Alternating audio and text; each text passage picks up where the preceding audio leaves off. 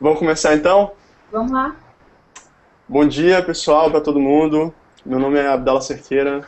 Estamos aqui para fazer o primeiro Pro PHP, que foi um projeto concebido pela comunidade do PHPPB, com o intuito de divulgar mais o PHP dentro aqui da comunidade do PHPPB no Brasil e para tudo mais. Hoje a gente tem a ilustríssima participação da Érica, que é programadora e que vai falar um pouco mais sobre ela aí e apresentar sua palestra. Fala aí, Érica. Opa, e aí galera, meu nome é Erika, para quem não conhece, sou desenvolvedora PHP, trabalho bastante na área de aplicativos sociais, é uma área de interesse minha, e, bom, trabalhei há uns 8 anos mais ou menos no PHP, e recebi o convite dela para participar do grupo e compartilhar um pouco aí do que eu andei aprendendo ultimamente sobre essa área de desenvolvimento para redes sociais. E é isso, é sobre isso que eu vou estar falando hoje. Vai lá, Abdala, deu Vamos a lá? abertura. Tá aberto. Então, primeira palestra, depois a gente vai fazer o debate sobre as palestras que tiveram no evento do PHPNW. E a gente escolheu duas palestras, uma sobre Silex e outra sobre qualidade de código. Então, a gente vai estar falando um pouco aqui sobre qualidade de código também, e falando um pouco sobre Silex, que é um microframework, para quem não conhece, vai ser um bate-papo legal. Beleza? Toda sua, Érica. Beleza, valeu. Então, pessoal, compartilhar aqui um slide. Deixa eu ver aqui. Antes de mais nada, é a primeira vez que a gente está fazendo esse tipo de evento, usando o Hangout, então vocês tenham um pouquinho de paciência, porque a gente ainda está aprendendo a mexer na ferramenta e pode ser que eu me enrole um pouquinho. Então deixa eu ver aqui, vou compartilhar esses slides. Aí, tá aparecendo Olha, aí? tá aparecendo aí. Legal. Vamos lá. Então, antes de mais nada, eu já falei, né? Eu ia me apresentar, mas eu já falei mais ou menos. Eu sou desenvolvedora PHP há 8 anos, etc. Eu já falei sobre isso. Sou graduada em publicidade, tradução publicitária, porque quis agregar um pouco mais de outra área no meu lado, no meu currículo, no lado profissional. Trabalho com alguns projetos rentabilizados pelo Google AdSense, por isso que eu resolvi estudar um pouco nessa área de marketing digital, etc. Então, vamos lá, né? Vamos começar. Sobre a palestra, uma visão geral sobre o desenvolvimento de aplicativos para o Facebook. Essa palestra é um ponto de partida para quem tem interesse nessa área. Vou passar aqui uma visão sobre os tipos de aplicativos, coisas que você pode fazer com essas ferramentas. Não vou entrar muito em detalhes sobre a API especificamente, sobre detalhes, mas eu vou falar, dar uma iniciativa, né? Dar um ponto de início para vocês que têm interesse e começarem a desenvolver. Vou mostrar aqui como é que faz para registrar, né? Para criar o aplicativo, falar um pouco sobre as permissões, diferentes tipos de permissões que a gente precisa pedir ao usuário, requisitar a autorização do usuário para poder fazer coisas específicas e mostrar um exemplo prático de um aplicativo para fanpage, certo? Então, vou procurar não deixar a palestra muito extensa para não ficar cansativo também, por volta de meia hora aí, vamos ver se dá tempo de fazer tudo isso, certo? Então, primeiramente, antes de mais nada, a gente tem vários tipos de aplicativos no Facebook, diferente do Twitter, que a gente fica limitado a um tipo de aplicativo onde você trabalha fora do Twitter, né? No caso, você vai criar uma página, um aplicativo, um site que faça autenticação no Twitter e pegue os dados do usuário, mas você vai sempre trabalhar externamente. No caso do Facebook, a gente tem as aplicações que vão estar inseridas dentro do contexto do Facebook. que são os aplicativos Canvas e os aplicativos de fanpage, que são aquelas abas, né? Antigamente eram abas, hoje continuou com esse nome, mas é um pouco diferente, né? O conceito também como parece um Canvas, que na verdade, é um iframe, certo? Mas aí a gente vai ter acesso a dados do usuário, e se ele autorizar a nossa aplicação, a gente vai poder pegar muitas informações dele, postar na timeline, etc. Mas a gente também pode trabalhar com o usuário sem precisar requisitar a autorização dele, para algumas coisas mais simples, que é o que a gente vai ver e fazer aqui hoje. Certo? Além desses dois tipos, que são dentro, né, do contexto do Facebook, e nós temos também as aplicações mobile e as aplicações externas mesmo, que você faz a autenticação pelo Facebook, isso aí quase todo site tem hoje em dia, que é um modelo mais parecido com o do Twitter. Para registrar um aplicativo, você vai ter que ter acesso à área de desenvolvedores do Facebook. A gente vai ver isso aí na prática, certo? Primeiramente, você deve preparar o seu conteúdo, né? A primeira coisa que você vai fazer, na verdade, é dar um start aí, preparar o seu conteúdo, que vai rodar, na verdade, vai ser um iframe que vai rodar na sua aplicação. Então, você vai preparar o conteúdo básico e depois você vai partir para o registro da aplicação e, a partir daí, vai poder pegar as informações do usuário e fazer o que você quiser. Então, eu vou mostrar para vocês a página dos desenvolvedores, essa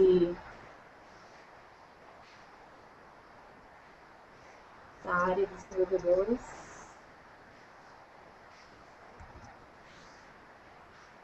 Deixa eu compartilhar.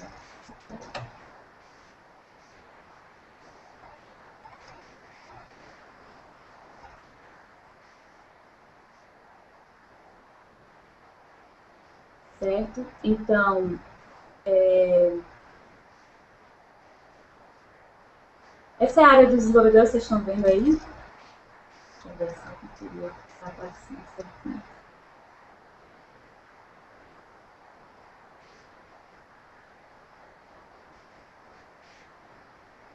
Certo, está aparecendo, né?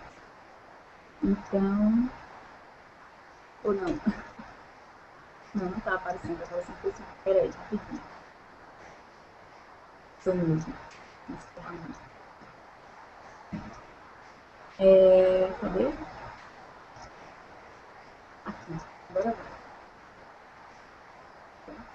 Agora vai. Ok.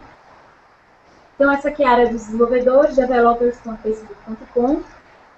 E aqui nessa área de apps, vocês vão poder criar uma nova aplicação. Ok.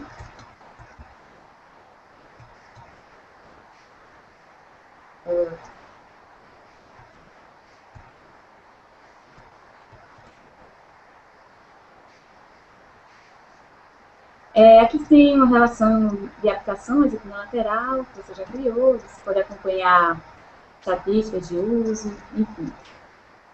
Criar uma nova aplicação, que a gente vai criar uma aplicação de exemplo. Eu vou começar a criar aqui. Um nome, namespace, que tem que ser único.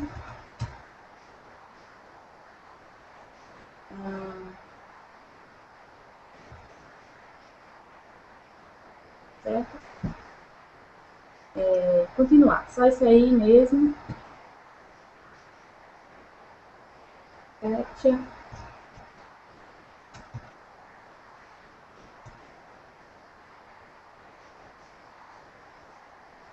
Então, quando você cria a sua aplicação, você vai ter aqui essa tela de configurações e vai ter as configurações básicas da aplicação, o ID e o secret. Esses dois dados você vai ter que usar para desenvolver suas aplicações, você vai precisar dessas informações, que você pode mudar o ícone da aplicação, tem mais algumas informações, enfim. Mas o que é importante aqui para a gente são essa parte aqui, onde você seleciona o tipo de aplicação que você vai estar usando. Você pode marcar mais de uma, você pode especificar mais de um tipo aqui. E aqui você vai definir as URLs do seu conteúdo, certo? No caso aqui, para explicar melhor, website, no caso aqui, essa primeira opção seria uma aplicação externa mesmo, fazer um login no Facebook, seu site fazer login no Facebook. A segunda aqui é um aplicativo tradicional, aquele aplicativo Canvas, que tem uma URL, ele fica numa URL como apps.facebook.com/ o namespace que você definiu quando criou a aplicação. No caso dessa aplicação, você vai definir as URLs aqui e pode escolher o tipo de layout que você vai usar, certo? Mobile, e aqui native Android, caso para Android e iOS, e Page Tab, que também são os dois tipos que a gente vai usar mais, são Page Tab e a app normal. No caso da Page Tab, são aquelas aplicações que você vai adicionar no fanpage, e elas têm um apelo bem comercial, inclusive, então são bastante procuradas por empresas, em caso se você trabalha com freelancers, você quer trabalhar nessa área, então é uma dos principais tipos de aplicação que você vai trabalhar comercialmente. Então vamos voltar para os slides.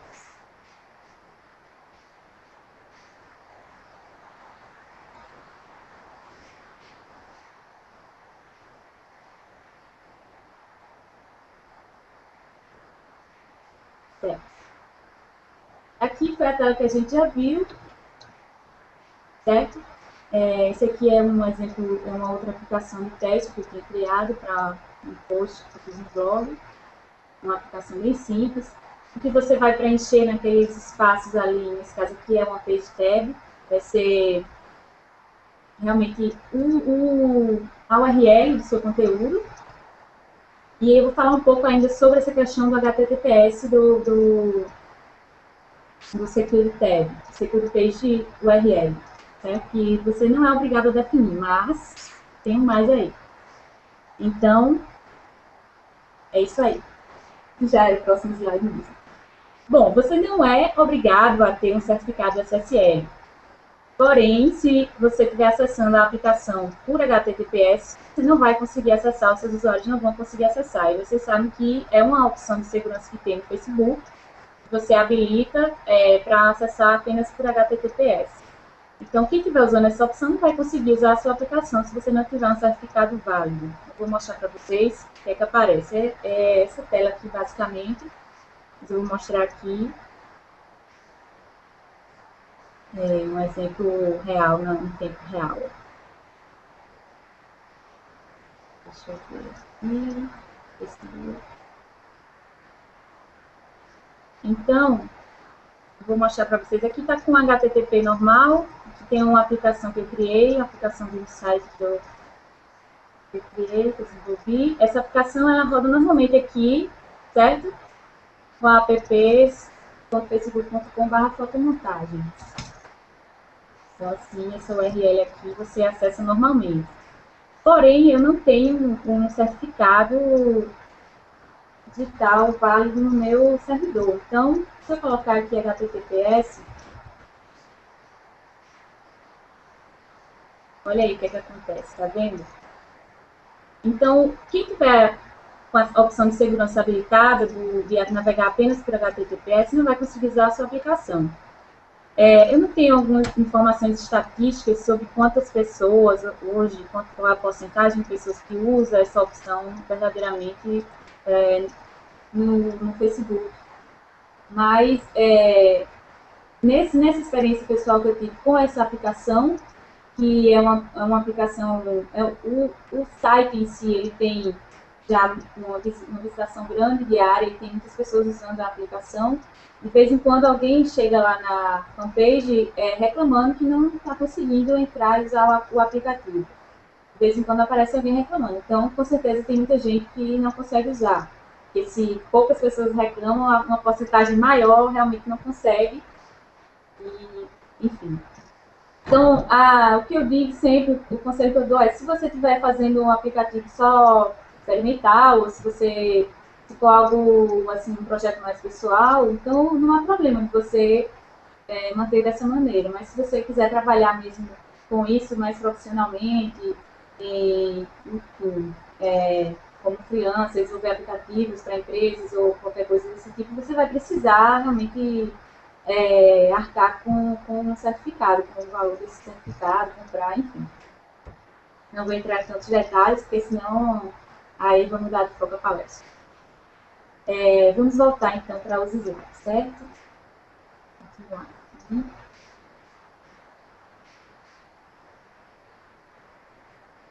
Então, agora com relação às permissões e autorização das aplicações. Você não precisa obter autorização e autenticação do usuário para pegar informações públicas, certo? Um exemplo é a foto do profile. Essa foto, vocês podem até fazer o teste aí com essa URL. Ela aparece a foto sem nenhum problema, é só colocar essa URL no browser, ela vai aparecer já. Tem várias informações que são desse tipo, públicas, você não tem problema para buscar essas informações. E também no esquema da fanpage, no aplicativo fanpage, você tem algumas informações também que chegam até você, e você tem como ver os dados básicos do usuário, sem precisar pedir para ele autorização de nada. Isso é interessante para aplicativos que fazem promoção, por exemplo, você mostrar algum tipo de conteúdo, restringir o conteúdo para fãs. Então, isso aí é possível você fazer sem precisar que o usuário autorize ou autentique. Mas aí, no caso de você querer pegar mais informações de usuário, sei lá, tipo amigos, coisas que ele curte, poder postar na timeline dele, tudo isso aí você vai precisar pedir autorização, vai precisar de permissões especiais. E tudo que você quiser saber sobre esse tipo de informação, que você precisa para obter alguma informação de um usuário, você vai encontrar nessa URL da API, na referência da API. Eu vou mostrar aqui para vocês. Então, basicamente, aqui em cima em Docs,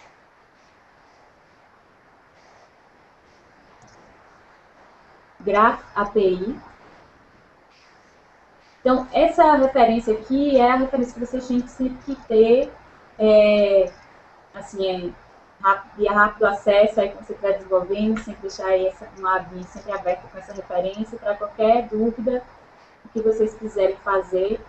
Aqui vai falar bem detalhadamente sobre os objetos. O Facebook trabalha com um esquema de objetos, usuários, páginas, eventos, grupos, aplicações, tudo é um objeto, fotos, enfim. E todos esses objetos eles se relacionam entre si, certo? Então, qualquer coisa que você precisar de informação, você vai vir aqui na referência para ver tipo de permissão, de repente você quer pegar a idade da pessoa, então você vai ter que pedir uma permissão especial para isso. Eu já fiz alguma aplicativo que quiser pedir essa permissão. Então, o objeto user, basicamente é isso aqui.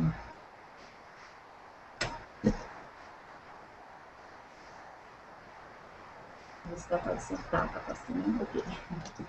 Então, o objeto user é bem isso aqui. Deixa eu aumentar um pouco. Então, aqui do lado, aqui na primeira coluna, aqui você vê qual é o tipo, a chave, né, a informação que você quer, tem uma descrição e tem o tipo de permissão que você precisa para pegar essa informação. Essas aqui, No Access Token Required, essas opções aqui são informações públicas. No caso aqui, uma outra informação importante, vamos ver aqui. Essa aqui, installed, por exemplo, é se o usuário instalou a sua aplicação. Então, você vai saber se ele já autorizou a sua aplicação ou não. Então, você precisa que o usuário esteja autenticado para pegar essa informação. Mais alguma coisa. Data de aniversário, data de nascimento, você precisa pegar essa permissão especial aqui, certo? Tudo isso através da API que o Facebook disponibiliza, tem uma API PHP, é bem fácil de obter essas informações, também não é complicado não. Mas aqui, como a gente, para não tornar a palestra muito extensa, para não tornar a palestra muito extensa, eu vou focar em outro tipo de aplicação, que é uma aplicação que não vai precisar obter autorização nem permissões especiais, que é uma aplicação para fanpage. O que a gente vai fazer basicamente é pedir, verificar se o usuário curtiu a página ou não, certo? Então vamos ver aqui se sai, porque estou meio de última hora, mas a gente vai fazer aqui na hora. Vamos ver se vai dar certo, né? Espero que dê tudo certo. Deixa eu ver, voltando para os slides. Então, agora é a hora do exemplo. Agora é a hora do aplicativo. Então, eu vou mostrar para vocês aqui um código. Esse código está disponível mesmo na documentação do PHP. Então, é um código para pegar o request, pessoa que está acessando seu conteúdo, porque você vai estar trabalhando você vai ter o seu conteúdo no seu servidor, vai estar lá, você vai fazer uma página, facebook.php, sei lá, no seu script, e você vai verificar nesse seu script de onde veio o request, lembrando que o usuário vai estar acessando dentro do Facebook, através de um iframe, então você vai verificar e ele vai carregar com ele um signed request. Vai ter algumas informações básicas e nessas informações você vai poder verificar se ele curtiu aquela fanpage ou não. Então, esse código, vou mostrar para vocês.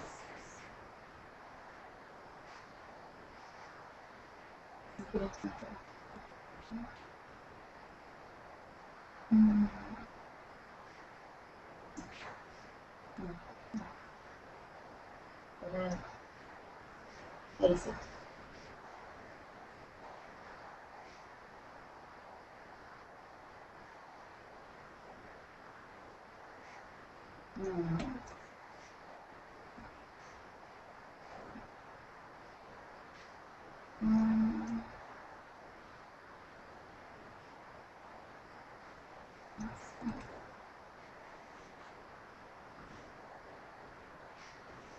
Só um minutinho.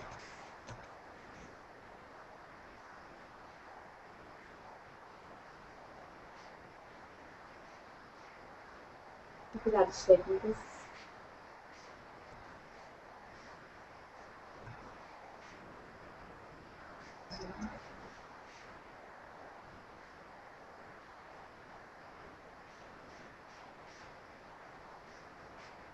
Estou tentando compartilhar a tela aqui, mas...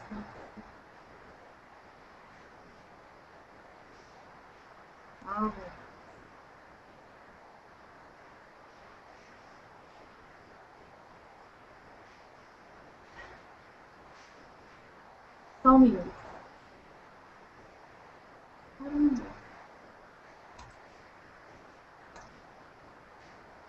Agora vai. Nossa. Agora. Deixa eu aumentar aqui. Então, esse código está disponível lá mesmo.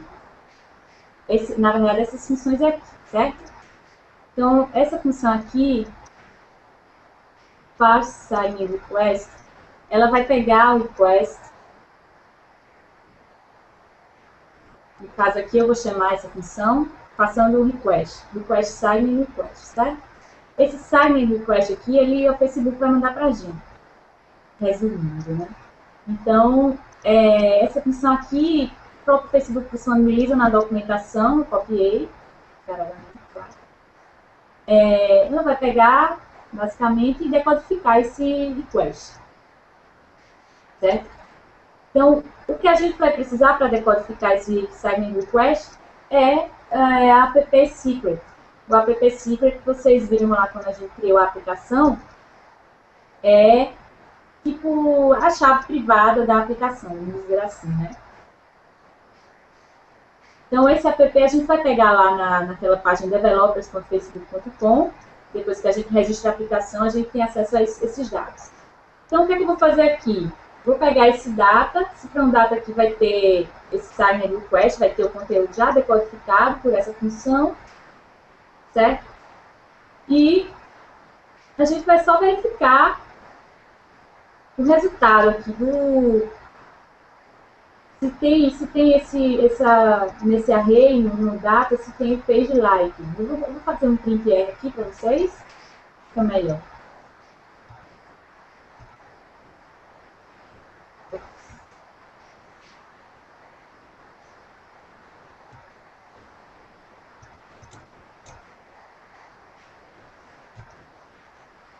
Certo? Então, se na verdade, aqui fora, né? Então, a gente vai adicionar esse aplicativo na fanpage do PHPTV para a gente fazer o teste. Primeiramente, eu vou ter que pegar esse dado aqui, tá? Então, eu vou lá em Developers. Só um minutinho.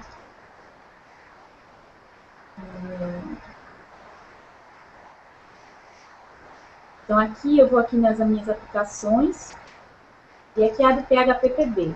Aqui tem esse app secret que eu vou usar lá no fórum.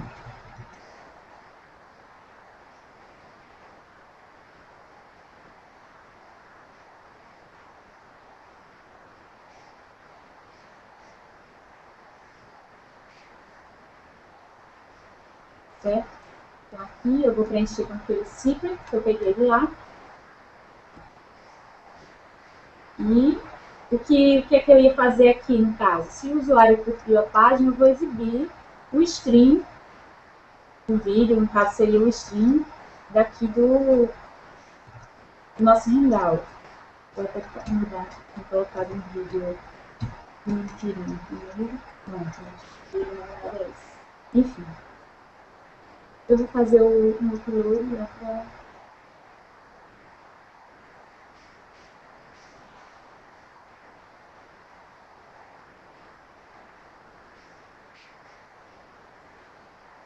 Então,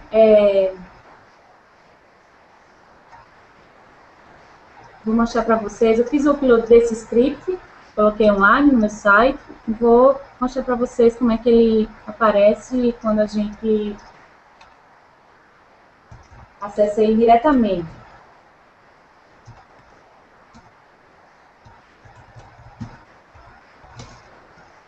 Ops.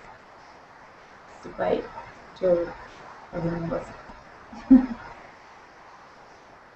Peraí. Já sei o que eu vou fazer. Acontece, mas... Deixa eu vou colocar ele...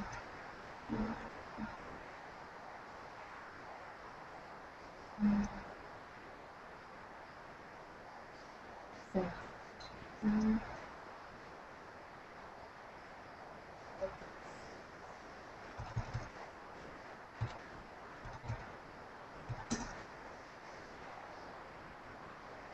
Tem medo. Pode ir. Ao vivo é assim, né, gente?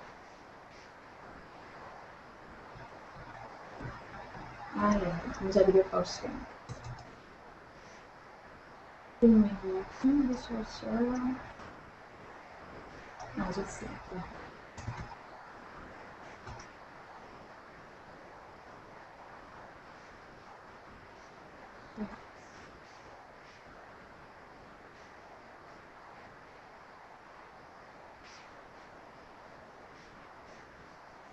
Certo. Então, deixa aqui.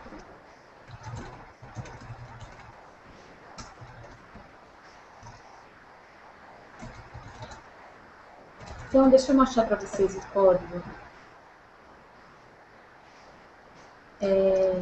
Fiz uma alteraçãozinha aqui no código.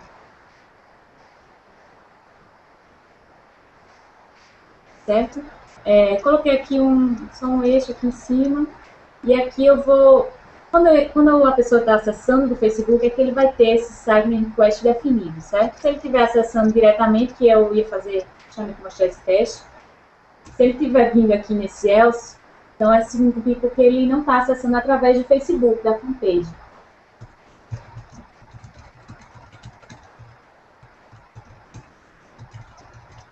Então, coloquei isso aqui. E vou fazer o upload. Deixa eu ver aqui. Seria mais fácil colocar para compartilhar logo o desktop. Acho que dá certo. Ou não. Tudo bem. Aqui. E agora? Ops. Foi, mas tudo bem. Vocês estão vendo aqui, né? Apareceu o teste Facebook. Você não está acessando através do Facebook. Pronto. Então, agora a gente vai acessar, vai adicionar no Facebook,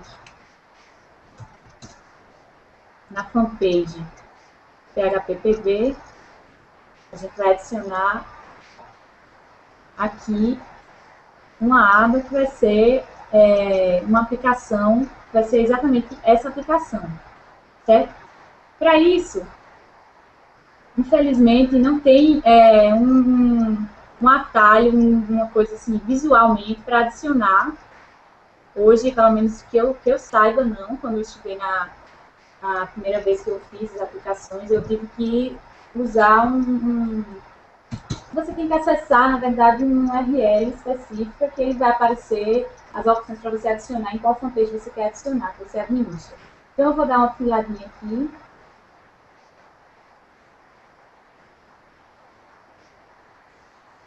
No post que eu escrevi tem esse link, é exatamente esse link aqui.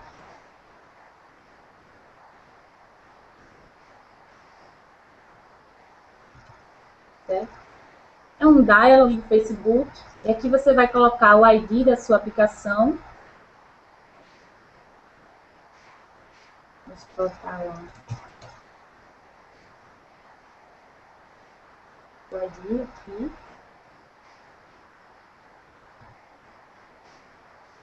Aqui nessa URL você vai colocar, ó. E a URL mesmo da sua aplicação. Sim, eu esqueci de definir aqui a URL. A gente tem que vir aqui, page tab, e adicionar a URL que a gente vai estar usando. No meu caso aqui, eu coloquei ericaraide.com/facebook.php. Aí é o nome, né? É. A URL. Isso aqui você não precisa preencher, porque também, mesmo tendo HTTPS, se você não tiver o certificado, ups, foi mal, Abdala. Valeu. Aqui, no caso, seria se você tivesse certificado, você colocaria aqui o HTTPS. Apesar de ter o SSL, como eu não tenho certificado, não adianta nenhum. Aqui você pode definir uma imagem para a sua aplicação. Aqui, vou deixar em branco. Então, pode escolher aqui o tamanho também. Normalmente é 810, você pode escolher 520 também. Ops. Tem que colocar, mas se você colocar HTTPS aqui, é de boa. Ok. Agora que você já definiu a URL, você vai usar essa mesma URL que você definiu aqui nessa URL para adicionar a page tag. E aí aparece essa mágica aqui, esse dialog, para você adicionar o aplicativo na sua página. Mas quando você cria e desenvolve um aplicativo específico só para uma página, um aplicativo comercial, um aplicativo de uma promoção para uma empresa, por exemplo, você usando dessa maneira aí, tudo bem, porque você vai estar fazendo especificamente só para uma página, você vai precisar adicionar uma vez. Mas se você quer criar um aplicativo, porque quando você cria, assim também, uma outra coisa importante a lembrar é que ele fica disponível, qualquer pessoa pode adicionar esse aplicativo em sua fanpage, desde que ela tenha esse endereço aí, esse app ID e tal, ele tem esses dados. Mas quando você pode criar uma aplicação que possa realmente ser adicionada em várias fanpages, uma aplicação para fanpages, e aí você coloca esse link aí, você cria dinamicamente na página do seu aplicativo, enfim. PHPPB, vou escolher a página que eu quero adicionar, posso adicionar em mais de uma página, como vocês podem ver aqui, ó, se eu quiser eu adiciono em várias. Vou adicionar aqui em PHPPB. Adicionei. Ele já redirecionou aqui para a URL. Ele redireciona, mas que seria uma URL, no caso, se você tivesse uma página externa, adicione esse aplicativo à sua fanpage. Aí, nesse retorno aqui, você iria dar uma mensagem, adicionou com sucesso, enfim, né?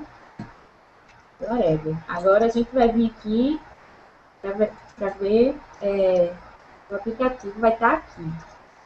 Olha aqui ele, tá vendo? Então, agora que a gente vai acessar realmente através do Facebook, através da fanpage, então o sign request vai estar presente na requisição. Então, teoricamente, tem que dar aquele print R que a gente colocou no código. Vamos ver o que, é que vai acontecer. Érica. Oi. O Fernando está perguntando aí de onde que vem o pass signed request. De onde vem o quê? De onde vem o método pass signed request? Então, essa função a gente definiu no código também, no facebook.php. Deixa eu ver, deu um erro aqui. Essa função ela está disponível na documentação do Facebook, foi de lá que eu peguei, certo? Deixa eu compartilhar aqui o código. Ela está disponível lá na documentação, foi de lá que eu peguei. Ela está no código também, nesse mesmo script. Vou mostrar novamente aqui.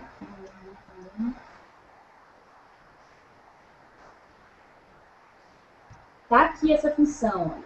Pass sign request.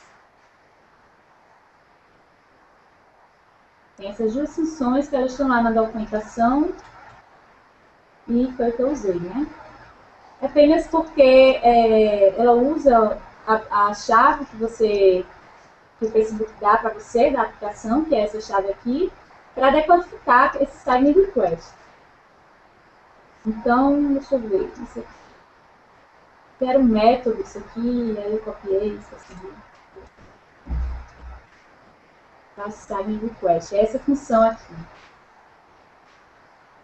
É uma função aqui nesse caso. Estava errado nesse código porque estava dentro de uma classe e eu copiei.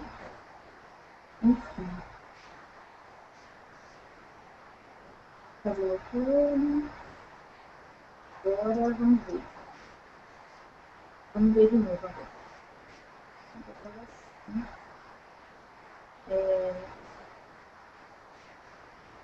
Vamos lá, novamente. Nossa, isso aqui hoje.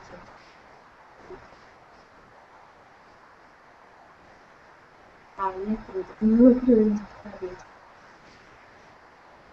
Aqui, outro certo. Tudo bem. Ver se tem mais alguma coisa. Vale lembrar que a Erika está fazendo todo o processo de deploy da aplicação, né? Mandando pro servidor dela Exatamente, gente. E colocando tudo, né? Não tá local não, já tá ao vivo e online, né? Isso é isso. Nada de localhost. Nada disso.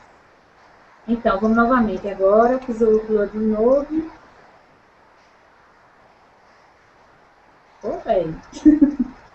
Ok. Calma, só falta uma. Só falta uma correção. 31. Cadê? Excel que eu fiz aqui.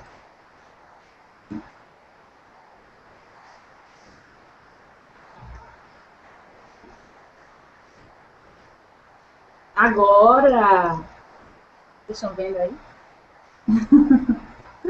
Então, eu tô vendo. Então, como vocês podem ver aí, tem o sign request é esse arrayzinho aqui, certo? Deixa eu ver se consigo aumentar aqui para vocês. Esse array, ele vai ter o ID do usuário, certo? Você vê que não tem nenhum nome do usuário, você não tem acesso ao nome do usuário nem nada, mas você tem acesso a algumas informações básicas. Aliás, esse ID aqui não é do usuário, esse ID é da fanpage, na verdade. Então, o usuário está aqui, é um outro arrayzinho dentro dele, com informações muito básicas assim mesmo, você não tem acesso a nome nem nada. Você vai saber o país, certo? A língua, né, a localização, a língua que ele está usando, a linguagem que ele está usando, sei lá. E um array que tenha a parte da idade, que vai ter um mínimo e máximo, que no caso só o mínimo, pelo que eu estou vendo. Não tem nem a idade mesmo definida certo, só para você ter uma ideia mesmo, estatisticamente, você pode fazer aí uma estatística de quem está acessando sua aplicação, coisas desse tipo. Mas o que interessa para a gente é sobre a página, que é esse aqui, page, esse array aqui da página, ele vai dizer se o usuário curtiu a página, que é esse like daqui, se ele curtir vai estar 1, lógico, senão vai estar 0. E se ele é administrador da página. Então, ele sendo o administrador da página, como é o caso aqui, ele pode ter um acesso especial também. Você pode dar acesso a estatísticas, informações mais completas. E se o usuário curtiu, a gente está mostrando aqui o conteúdo que a gente quer que apareça, né? O conteúdo específico só para quem curtiu a página. Agora eu vou descurtir, certo? A página, para poder a gente dar um reload e vocês verem que não vai aparecer o vídeo. Lógico, você não curtiu, você quer ver o vídeo? Pode. Só para quem curtiu. Então é isso, gente. Esse aplicativo aqui é um exemplo assim, prático que você vai estar usando no dia a dia mesmo, assim, para criar aplicações comercialmente. É um dos tipos de aplicação mais pedidos, mais procurados pelas empresas. Esse aqui, pronto, dê um like novamente, para vocês verem como vai aparecer o conteúdo. Você não precisa pedir autorização do usuário. Você não precisa pedir autorização do usuário, não precisa pedir nenhuma permissão especial. Então, é bom para você e é bom para o usuário. Porque sempre que você precisa de uma permissão especial, alguma coisa assim, claro que gera uma dificuldade a mais. Alguns usuários não vão querer acessar a sua aplicação se ele precisar autorizar, dar permissão de escrita, dar permissão de não sei o que lá. Até porque ninguém gosta de ter um monte de coisa publicada sem autorização. De repente, assim, quando você chega na sua timeline, tá um monte de publicação sua com um monte de besteira. É verdade. Enfim. Então, é isso. Espero que seja útil para vocês. A gente vai disponibilizar esse material aí. Então, vocês acompanhem o grupo. E é isso. Passa a bola aí. Beleza, valeu.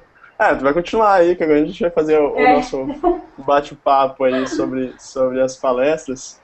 Uhum. Achei muito legal a palestra, hein? Muito bacana. Eu não tinha acompanhado antes, também estou vendo ao vivo, conheci a palestra agora. Gostei da blusa, hein? Deu pra ver?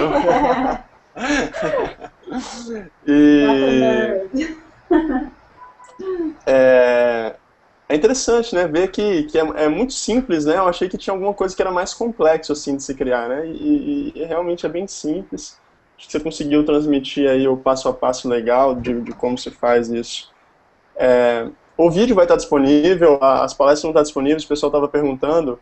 E também a gente tem um repositório no GitHub, né, da comunidade. A Erika vai botar os códigos que ela fez lá também.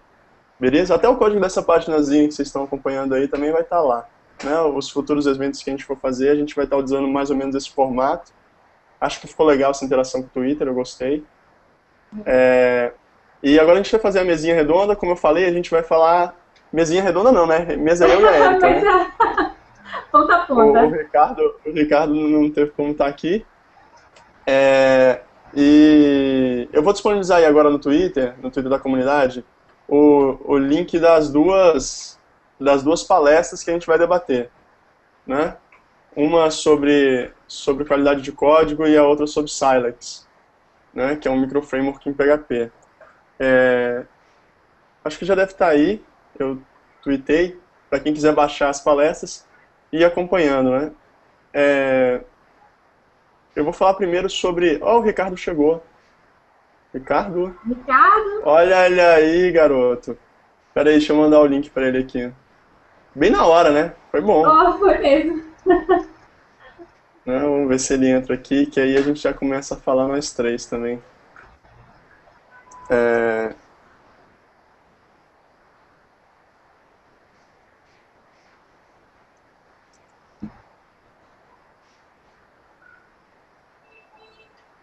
Deixa eu ver se ele vai entrar aqui. Beleza, mas enquanto ele não entra, todo mundo está conseguindo acessar o link das palestras para baixar aí no Twitter. Bem-vindo, Ricardo! Oi! E aí? Olha aí. Beleza? Beleza? Tudo bom? Tudo jóia. Chegou a tempo da gente começar o nosso bate-papo. A gente fechou duas palestras, né, para debater. Uma sobre Silex e a outra sobre qualidade de código, né? Então a gente vai falar um pouco sobre elas. E o primeiro vai ser sobre a qualidade de código. Eu vou também tentar aqui dar um screen share do código para a gente ir acompanhando e debatendo de acordo com a palestra mesmo, com o que a gente viu, né? Beleza? E aí a gente vai conversando sobre isso e falando um pouco com o pessoal sobre essas coisas. Beleza. Eu vou dar o share aqui.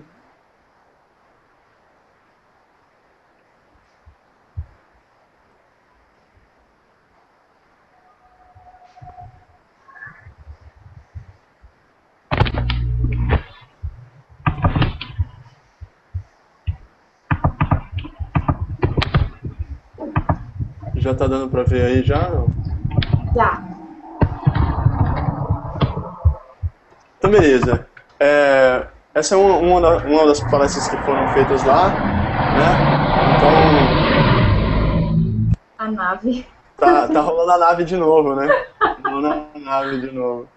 Quando a gente começou a transmissão, passaram algumas naves aqui pela transmissão. E agora mais uma nave. Beleza. A gente vai se acostumando com ela. Então, legal. Esse é o slide da palestra que a gente vai começar primeiro, sobre qualidade de código. Traduzindo aí, como reconhecer códigos fedorentos, né? Então, Legal. seria mais ou menos isso. Então aqui, eu acho que muita gente já deve ter se deparado com códigos do tipo que ele vai citar aqui, né? O cara que fez a palestra é esse cara aí, Rainier Verver, né? Verver. Tem o Twitter dele, né? O que é interessante é o quê? Essas palestras, a maioria das palestras, as pessoas estão colocando elas no Join.g, né? Join.in.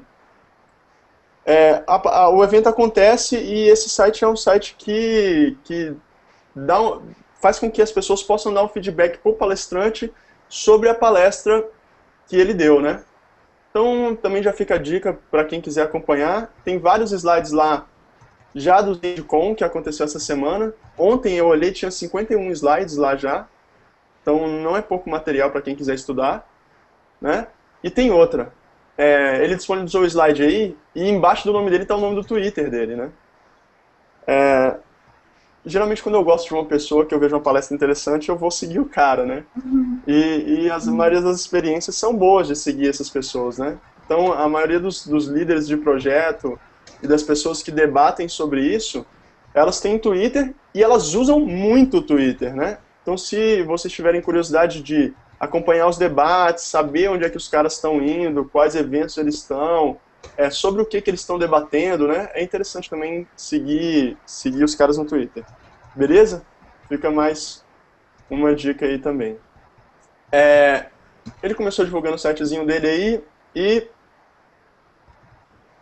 a primeira coisa que ele vai falar é sobre métodos, né? Então, como que a gente vai reconhecer em métodos que aquele código não está legal? Método mesmo de classe, tá, pessoal? O método da classe. Public function, blá, blá, blá. Né? Como é que ele vai reconhecer isso? A primeira coisa que ele fala aqui é sobre uma definição de método, né? Então tem aí a definição de método que ele pegou do Wikipedia, colocou aí e pegou um método lindo, né? Todo mundo já deve ter deparado com um método desse tipo aí, né? Faça coisa, né? E vai. Então faz conexão, pega o banco, já faz a query, já dá o for each e concatena tudo, envia um e-mail, dá tchau pra mãe e tudo, né? Então tudo no mesmo método, né? Então, não é interessante construir métodos dessa maneira, né? Por conta de ficar desorganizado, de você não ter uma separação correta do código. Então, mais embaixo nos slides, ele vai falando sobre como a gente pode fazer para escrever um código que seja mais fácil de se ler, mais fácil de se dar manutenção e que as pessoas possam ser felizes e ir à praia no final de semana. Né? Não precisa ficar trabalhando durante o final de semana. Então, o que esse método faz? Né? Foi a pergunta que ele fez. E aí, esse método ele deve fazer alguma coisa. O que ele faz? Ele faz muita coisa. Então, não é interessante que ele seja escrito dessa maneira. E aí ele vai sugerindo modificações. Né? Olha só, ele criou outro método que chama sendMails, e esse método vai pegar os endereços e vai dar o for each e vai enviar o e-mail. E a função, o outro método de sendMail vai, de fato, enviar o e-mail e já vai conseguir organizar um pouquinho mais. Né? Já fica bem mais agradável de ler também. Né? É importante observar também que o nome do método ele tem muita importância, muito valor. Ele tem que dizer sobre realmente o que ele se propõe a fazer. Né? Mais embaixo ele vai falar sobre os princípios de Solid, e é interessante também a gente estudar sobre isso, sobre o que está acontecendo e acompanhar bem, né? Eu tenho um amigo que fala o seguinte, ele fala que você deve codificar, né? Pensando que o cara que vai dar manutenção é um psicopata que sabe onde você mora. E ele vai te matar se você não fazer direitinho, né? Então, tem que dar um pouquinho mais de valor, né? Ele vai colocando aqui mais exemplos e falando sobre métodos longos também, né? Por mais que o método também faça só uma coisa, que ele não seja tão longo. Esse que ele botou aqui é muito longo, né? Olha que loucura, né? Chega a fonte ficou pequenininha. Então, é mais uma característica de códigos que não cheiram bem. Quando você bate o olho, você já fala, meu Deus, véio, tem alguma coisa errada nisso aí.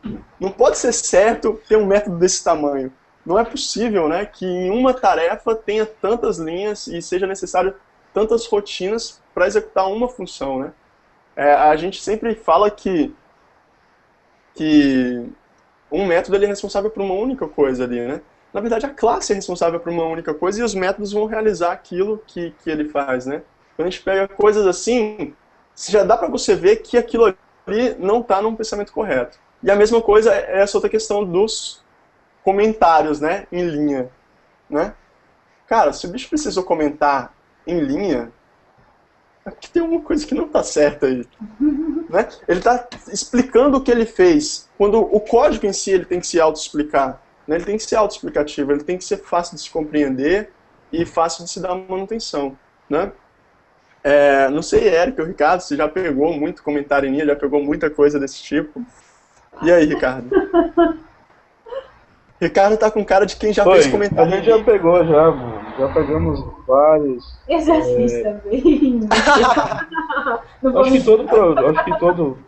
Acho que todo programador já pegou um dia já. E já escreveu também, né? Isso faz parte. Já escreveu também. Aquele código para ontem. Aquele código para ontem. O famoso código mistão. Quem nunca deu um update sem where, né? Que atira a primeira pedra. Pois é, gente. Quem nunca? Beleza. Então, continuando aí a palestra dele. Aí ele coloca aqui, olha só. Ele botou um método com comentários em linhas e depois refatorou, né? Para tirar os comentários em linha, né? E mostrar aí algumas coisas. Essa outra aqui é muito engraçado, né? Sobre nomes que não são comunicativos, vai, né? O método chama vai, né? O outro chama run. Run o quê? Vai planeta, roda tudo, né? Então, run o quê, meu? Né? Então, assim, a gente também tem que tomar cuidado em relação a esse tipo de nomenclatura e nomes muito grandes. Meu Deus, olha, eu não consigo nem ler isso aí, velho. Né? Quando as pessoas começam a ficar muito fanáticas com o PHP Unit, né? Esse tá grande, né, Ricardo? Isso aí tá absurdo. O carinha ali tá falando um método bombril no Twitter. Método bombril no Twitter. É tipo isso mesmo. Então, quando a gente começa a mexer muito com PHP Unit, a gente costuma escrever o nome do método sendo a descrição do que o teste faz, né? E acaba ficando nomes muito grandes, e isso também não é interessante, porque acaba que fica ilegível também para quem for tá dando manutenção e fazendo. Esse método que ele botou, ele apelou, né? Meu Deus. Last name, look the date, family, order, something, send in e-mail. Meu Deus. Né? Mas beleza. Métodos também com muitos parâmetros, né?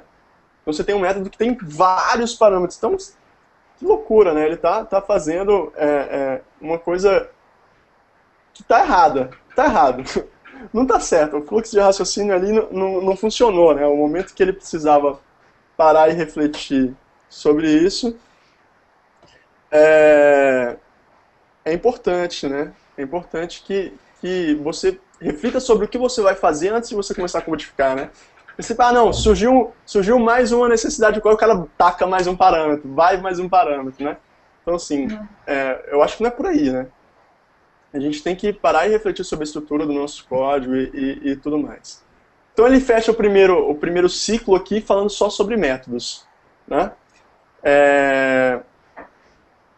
E aí ele vai começar o segundo ciclo falando sobre objetos e como que essas características de objetos você consegue identificar que tem alguma coisa errada já ali só de bater o olho, né? Ele bota a definição de classe aí, também pegou do Wikipedia, e começa com God Object. Eita, moleque! Isso aqui é massa, né? God Object. Então, é o objeto que tem todos os métodos que fazem tudo, né? O que não é interessante. Um dos primeiros princípios do Solid é exatamente sobre isso, ele vai comentar mais lá embaixo, e a gente vai estar vendo. Então aqui ele dá o exemplo, pô, o objeto ele edita, ele mostra, ele salva, mostra a grid, tem o paginator, tem o dbtable, tem tudo dentro dele, tem todos os atributos de texto, de data, de imagem, então não há uma separação mínima de delegação de atividades das classes, né, de quem é responsável por cada coisa e como isso vai estar funcionando. Então, too many methods também não rola, que é exatamente isso, a classe ser responsável por tudo, por todos os métodos, mesmo que ele esteja sendo dividido, a classe não pode ser responsável por todas as ações, né? Então, é interessante a gente observar isso. E agora ele fala sobre o new, né? Também, que é o quê? Isso aqui já entra um pouquinho também na parte de Dependency Injection, que é o quê? A gente está gerando acoplamento aqui, a gente está gerando uma dependência entre classes. Isso não é interessante, né? Por quê? Porque acaba que a nossa classe ela não fica flexível para a gente usar. Então, se a gente não quiser mais que seja esse talk que está aí, que seja essa classe talk, a gente vai ter que modificar essa classe, escrever nela. E isso não é interessante. A classe ela tem que ser possível de se modificar o comportamento dela, mas de uma maneira que você não precise reescrever ela e nem modificar o código dela, né? É isso mais ou menos que a gente sempre fala. Então, aqui ele já dá um exemplo, ó, se a gente fizer uma injeção de construtor, já começa a amenizar a situação, né, que é o quê? Você vai passar esse objeto que você criou por parâmetro e o atributo da classe, não igual estava aqui no anterior, que ele dá um new já atribuindo, ou seja, aqui a gente está gerando um acoplamento, né? Para quem não sabe o que é acoplamento, é o grau de dependências das classes entre elas, tá? Quanto menor o acoplamento, melhor. Quanto maior o acoplamento, pior. Por quê? Quanto mais dependência das classes a gente tiver, pior. Por quê? Se a gente mexer em uma, pode afetar todas as outras. Quanto menor o acoplamento, melhor, porque a gente vai ter uma independência das classes, que é algo que é melhor para a gente manter o nosso software, tá? Então aqui ele já desenha o cenário perfeito, que seria um setter injection, que não é nem passando no construtor, é passando via set, né? Esse talk, que já é algo que seria mais interessante, tá?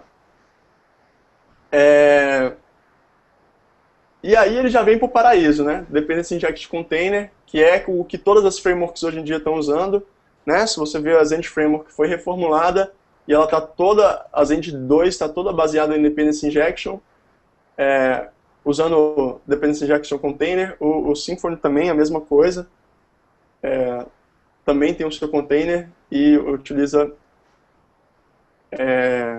injeção por dependência e vai embora.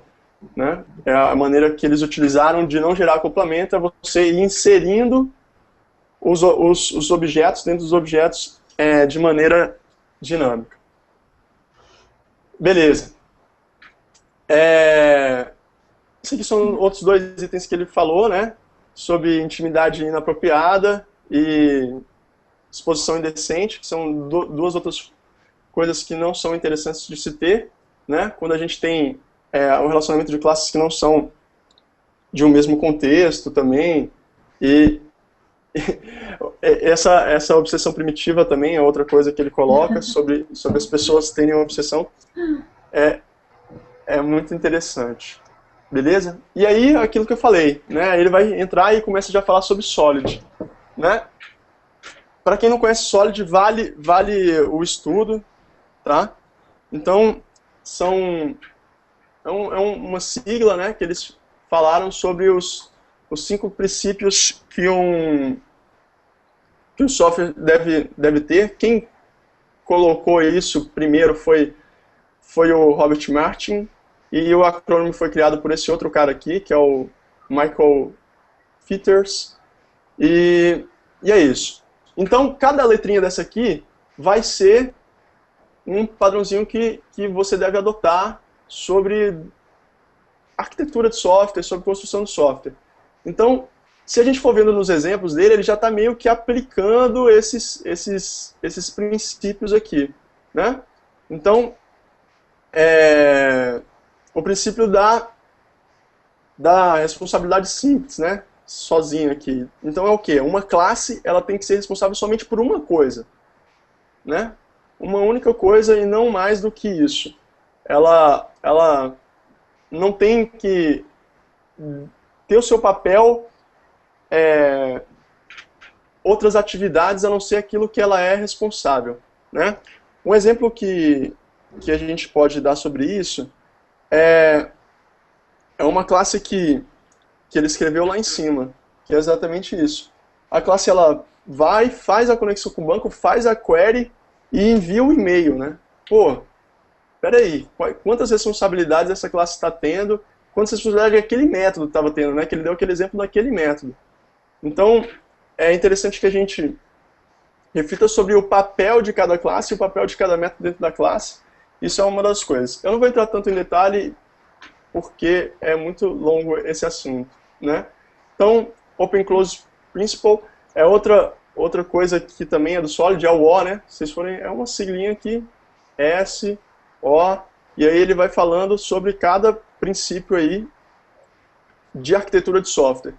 Para vocês terem ideia, esses princípios, alguns são de 76, né? Então são princípios antigos, mas que a gente não tem tanto conhecimento, a gente não tem tanto contato, né? Nem sei se isso é mostrado na faculdade, devia ser, né? Mas acaba que a gente começa a fazer as coisas sem ter uma vivência tão grande, sem ter uma bagagem teórica maior para começar a construir software, né? Como a Erika falou aí, a gente já começa a desenvolver para ontem, né? O cara começa a fazer software e já tem aquela pressão, já tem aquela produtividade boa, né? De ter que entregar logo as coisas que a gente está fazendo, né? O que não é saudável pra gente, né? No fim das contas. Mas, beleza. a gente vai levando. Sobre o Open Close, é o quê? É aquilo que eu tinha comentado sobre a classe ser possível de ser alterado o seu comportamento, mas de não ser necessário ela ser modificada. Então ela tem que ser aberta para a alteração do seu comportamento, mas fechada para modificações. Que é exatamente aquilo que eu falei, né? Quando a gente estava mostrando ali o new talk ali, né? Então se a gente deixasse aquele new lá dentro, a gente estava ferindo o princípio de open close, que é o quê? Se a gente precisasse mudar aquele comportamento do talk, a gente não ia conseguir. Por quê? Porque a gente ia ter que necessariamente modificar aquela classe. Então a gente ia estar ferindo o princípio do open close. Beleza? Legal. Esse aqui é um outro princípio interessante também, que é o da substituição. E aqui fala que dois objetos, eles devem ser possíveis de ser substituídos sem alterar o comportamento. Então, se eu tenho um subobjeto de uma classe e... Acho que estão destruindo a minha casa aqui. Pô, logo agora? Beleza. Então, se a gente tem aqui a gente está falando sobre da substituição. Isso aqui é uma mulher, a gente lê Liskov, sempre acha que é um homem, né? Mas é uma mulher, Bárbara Liskov. Né? Aí, Érica, mulherzada mandando ver, né? Então, Tu tem certeza que é uma mulher? Não, Bárbara homem? Sei lá, né? Vai que, né? Mas é Bárbara, Vai dizer que, que é né? mulher. Então, beleza. Então, o que acontece? A gente pode ter subtipos de classes e se elas forem substituídos, o software tem que continuar funcionando. É mais ou menos isso. Eu vi um exemplo muito interessante, que era um exemplo sobre o cálculo da área de uma forma. Que é o quê? Você tem um retângulo e tem um quadrado, né? E aí você vai pegar e vai utilizar os mesmos métodos. Que beleza, champignon. Então, a gente vai utilizar os mesmos métodos e esses métodos, eles vão ser sobrescritos na subclasse. Então, por exemplo, pensa numa classe para gerar um retângulo. A gente vai falar qual é a largura e qual é a altura, né, desse cara. E o quadrado, a gente sabe que a largura e a altura é a mesma. Então, o cálculo da área desse cara, na teoria, seria igual, né? Mas se a gente for pensar que o quadrado ele tem que ter as mesmas arestas ali, a mesma largura e a mesma altura, na hora que a gente for setar a altura e a largura, a gente teria que garantir que a altura e a largura fosse a mesma, né? Então, a gente não conseguiu manter esse princípio aqui da substituição. Porque se a gente substituir um pelo outro, a gente não vai conseguir ter a garantia de que o cálculo vai estar correto. Tá? E aqui é outra segregação por interface, que é você diminuir o nível de métodos que também estão lá na sua classe. Então, suponhamos o quê? Que você tem uma classe abstrata com vários métodos, mas não são todas as classes que vão herdar aquela classe abstrata que vão estar efetivamente implementando aqueles métodos que estão lá. Então, não sei se vocês já viram classes do tipo, você estende a classe abstrata, aí o cara num método específico pega e dá um throw lá. Este método não é implementado nessa classe. Já pegaram isso, Érica, Ricardo? Não. Acho que não. Não, mas entenderam mais ou menos o que eu estou falando, não?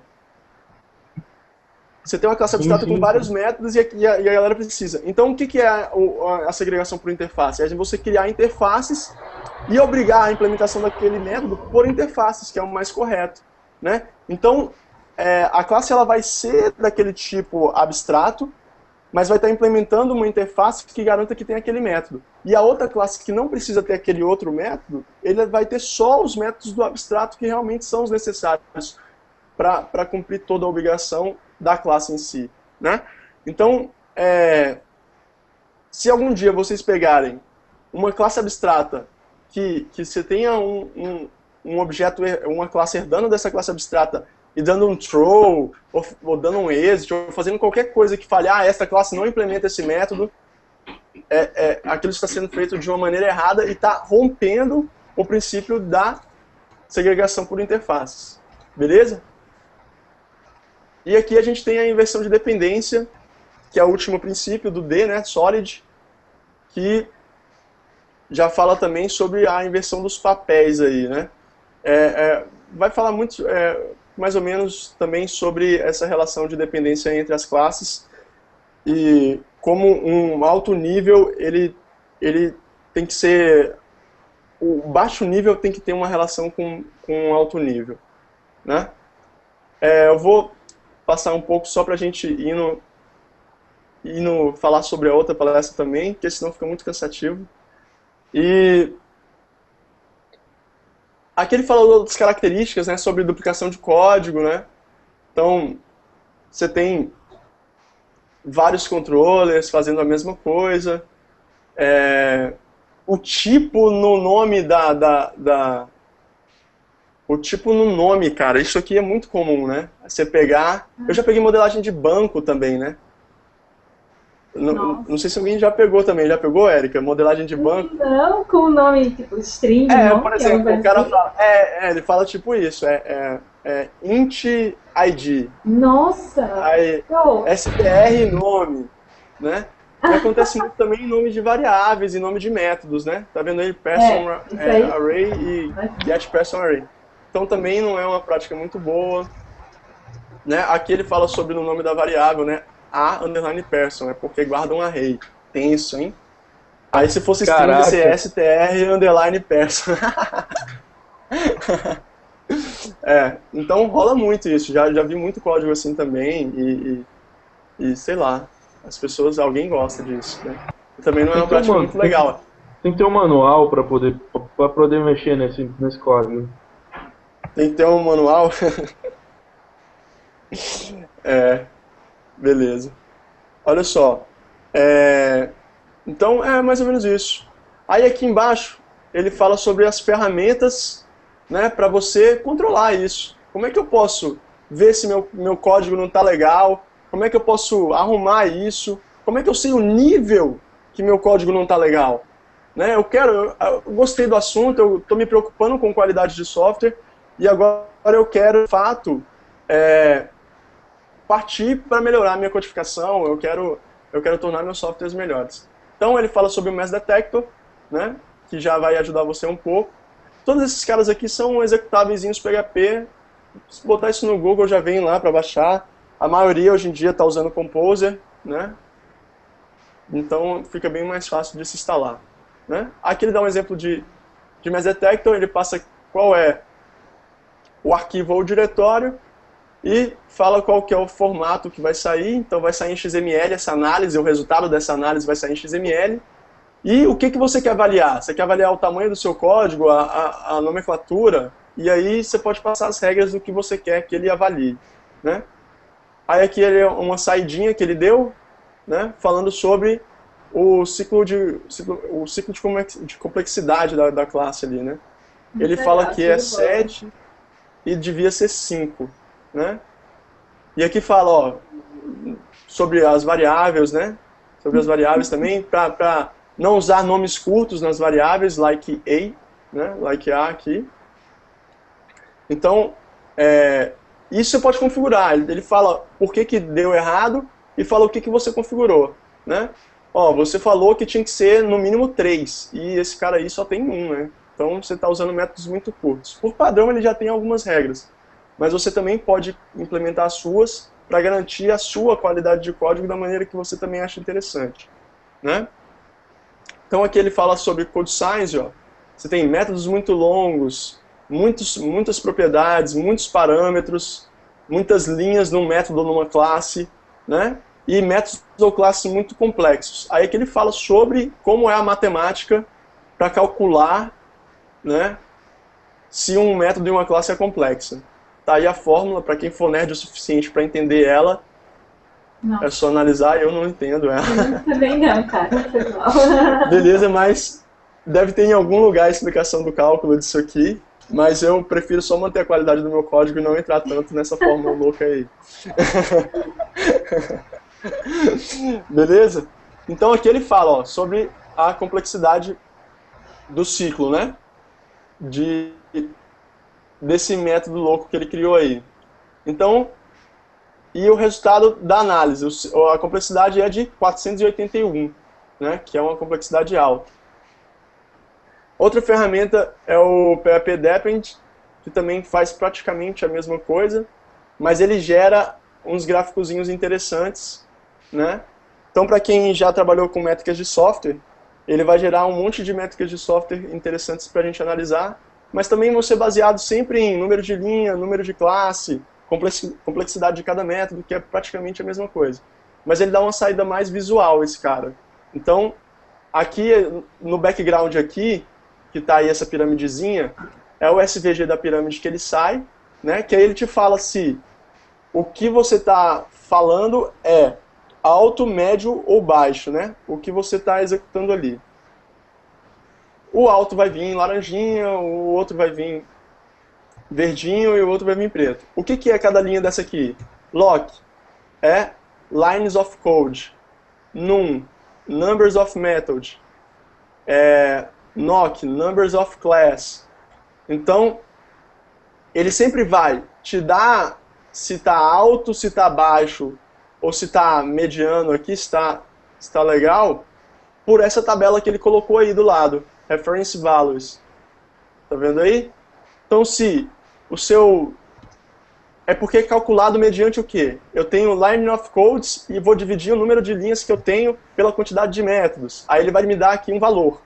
Então, como é que ele sabe se é baixo, médio ou alto? Por essa tabela de métricas que ele tem aqui, que é os valores de referência. Sem ela não teria como ele fazer a comparação para saber se o que você está usando é alto, médio ou baixo.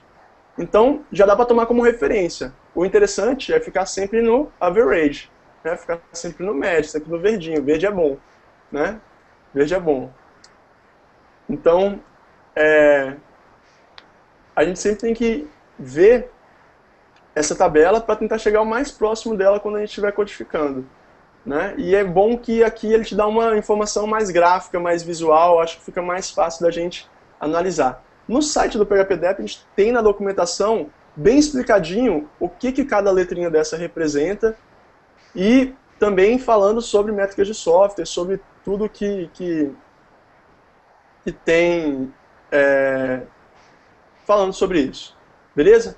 O Jenkins é um servidor de integração contínua que você pode integrar todas essas ferramentas também com os testes unitários e ter uma integração contínua e ter um único lugar centralizado para ver todas essas saídas, né? Aqui ele mostra ele rodando, né, dentro do Jenkins, as saídas que o Jenkins dá. Mas ele fala aqui, não, eu não vou falar sobre integração contínua, e não é o ponto, e acaba. É isso aí. Beleza. Era mais ou menos isso que eu queria mostrar. Então, assim, eu acho importante a gente sempre estar debatendo sobre isso e sempre mostrando esse tipo de ferramenta. Sempre que eu chego em algum lugar, dá pra ver que ninguém tem esse tipo de preocupação. É muito claro isso. Geralmente, quando você toca nesse tipo de assunto, as pessoas nunca nem ouviram falar sobre isso, né? Então, acho que é interessante a gente falar sobre isso e tentar praticar isso de alguma forma para melhorar a qualidade do código da gente, né? Sempre e sempre que a gente puder. Beleza? Acho que a gente pode falar sobre a outra. Quer comentar alguma coisa? Érica, Ricardo? Beleza, pode ir. Bom, claro, o comentário é que realmente hoje em dia a preocupação com prazo é tão grande porque as pessoas, empresas e tal, não têm essa consciência de que a gente precisa estruturar bem o código antes de começar a desenvolver e querem tudo para ontem. Então, isso acaba atrapalhando bastante na hora que a gente vai criar alguma coisa, seja um CMS, qualquer coisa privada para uma empresa. Sempre é complicado trabalhar com isso, mas a gente tem que manter também, procurar ao máximo manter, se preocupar com isso, né? Se preocupar com a estruturação antes de começar a fazer as coisas.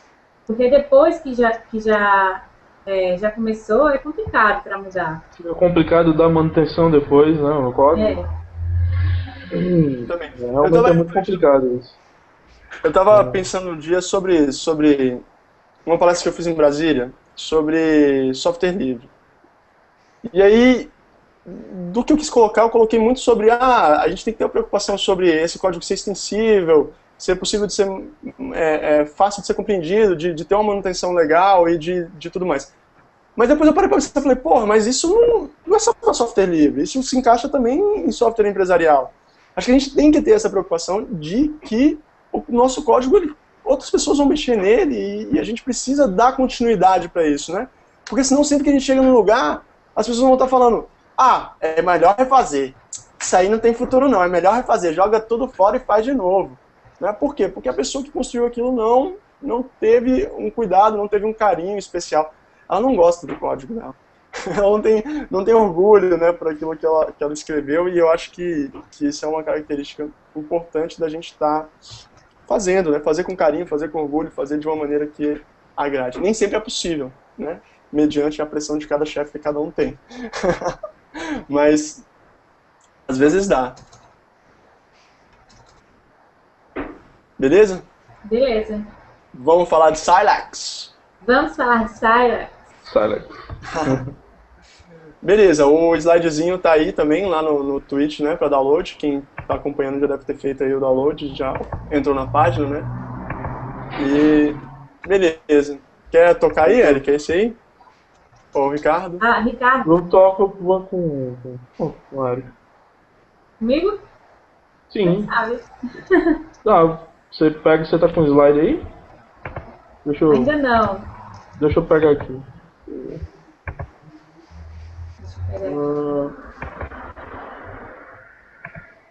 Tá vendo aí? Tá aí já? Tá vendo aí? Peraí. Tô. Beleza. Então. Peraí. Vai lá?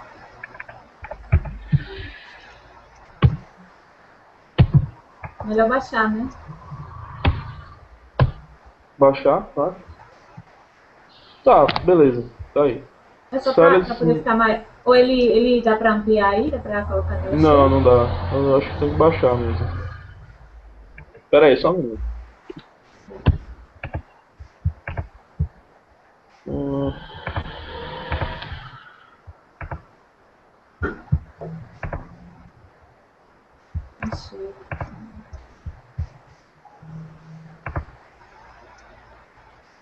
Tem como colocar ele em tela cheia assim? Parece que não dá pra baixar. Mas já tá Tem como dar em tela um screen cheia. aí. Tem como botar em tela cheia. Eu coloquei.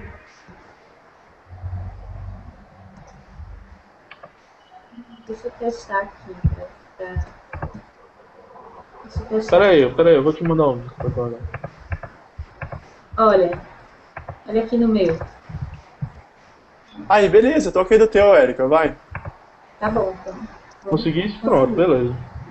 Então, gente, a nave. Passou a nave aí de novo. Então, deixa eu ver aqui. Então, a gente vai falar um pouco sobre Microframework Silax, que é baseado no Symfony 2. E é um framework que a gente está utilizando recentemente, a gente começou a utilizar, eu, o Ricardo e o Abdala, a gente está trabalhando junto em um projeto, a gente começou a utilizar e coincidiu que teve essa palestra no PHPNW, então a gente resolveu falar um pouco também sobre essa palestra. E esses slides são bem interessantes, foram bem estruturados, mostrando desde o início o processo de você criar uma aplicação utilizando esse microframework. É um framework bem básico, mas com bastante potencial. Você já tem integrado o Doctrine, a ferramenta de templates Twig e alguns outros service providers do Symfony 2. Mas assim, de uma maneira mais resumida, mais enxuta. E para criar aplicativos até com um arquivo só. E você tem um esquema também dos paths, né, dos routes, que são aquelas que você vai definir as rotas. Até se assemelha com o esquema do Django no Python, para quem também trabalha com isso. É bem legal, eu estou gostando bastante da experiência de trabalhar com Stylus. Ricardo também, né, Ricardo? Oi, também o Salix é bem simples, aparentemente, e assim, é fácil pegar também, ele é bem, bem legalzinho de se trabalhar. E tem uma segurança muito forte também. O Abdala viu aí, é bacana que só. Exato, e para você trabalhar com Composer, é bem interessante também, você Com já Composer. instala todas as dependências, é bem O que é legal. Composer? Vamos explicar o que é Composer pro pessoal? Vamos continuar, Composer, mas vamos seguir os slides, que aí eu eu acho acho que que ele, mostra lá no slide é, também. ele vai mostrar como é que funciona. Então, vamos lá. Isso aí é o cara lá, alguma coisa onde ele mora, eu acho, né? Enfim, eu não sei onde é. Sei lá, alguma coisa lá na Europa. Eu sei que deve ser bem frio. Resumindo. Suíça, Suécia, sei lá. Suíça não, deve ser Suécia. Não sei. O que tu acha? Um lugar bem Acha? frio. É um lugar frio. Então, vamos lá. Symfony. Cadê o Ricardo? Ricardo Ricardo saiu, né? sumiu? Sumiu. Ai, meu Deus. Então, esses aqui são os elementos, vamos dizer assim, que ele pega do Symfony, né? Pelo que eu entendi. Realmente. São como é que se diz? Os aplicativos, Pacotes, os né? pacotes que vem com Isso. ele. Ele Os até pacotes tem do Symfony que os ele pacotes. usa para construir, né? Isso, exatamente. Então, Ele, o ele Silex, usa muita coisa do Symfony. ele é baseado no Symfony. Então, ele vai ter vários pacotes, mas só o básico, o mais essencial mesmo, e para projetos menores, né? E aí ele deve ter falado lá por quê, né? Por que utilizar, e ele vai falar sobre o Composer. O Composer serve para você manter mais facilmente o esquema de dependências no seu Gerenciador aplicativo. É um de gerenciador de dependência. dependências. E aí, quando você está trabalhando com Composer, você vai ter esse arquivo composer.json que vai... Você vai colocar as dependências aí, né? Exato. Essa aí é a dependência mínima, no caso do Silex, é só o próprio Silex puro. E a partir daí você vai começando a trabalhar. E ele vai mostrando bem do início mesmo o desenvolvimento de um aplicativo básico usando o SAP. Parece um apt-get. Quem já usou apt-get é muito parecido.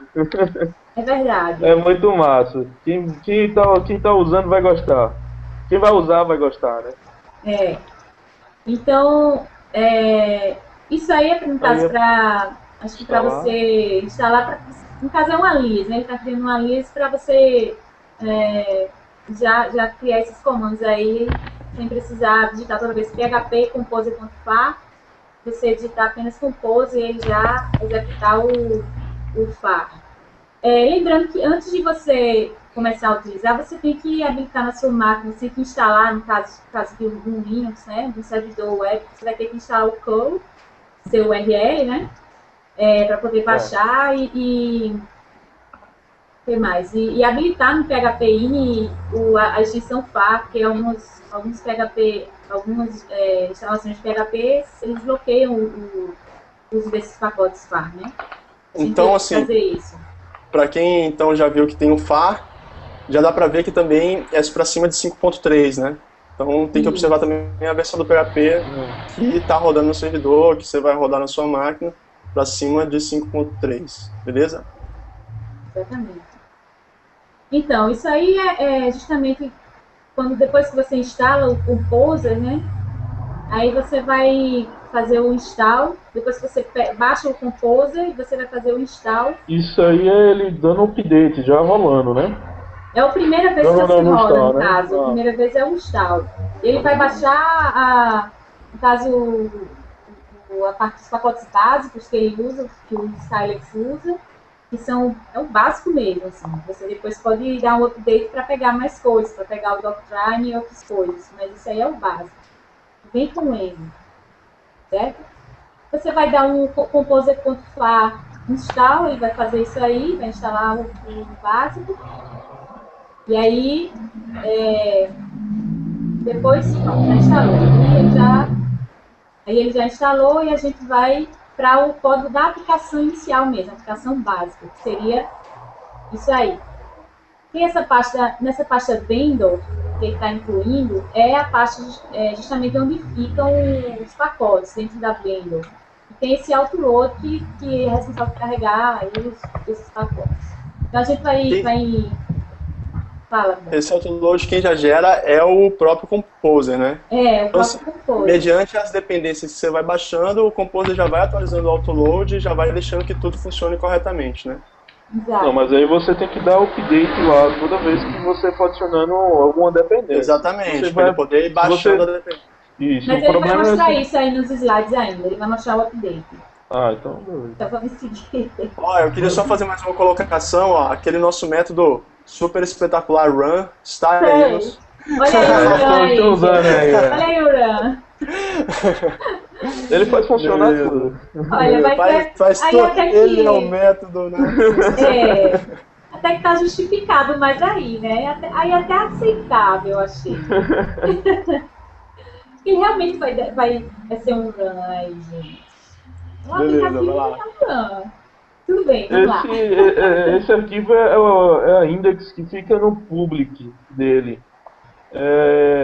Ele chama tudo da arquitetura dele que fica fora, na raiz do servidor, certo? Por que ele faz isso? Para ficar mais seguro, entendeu?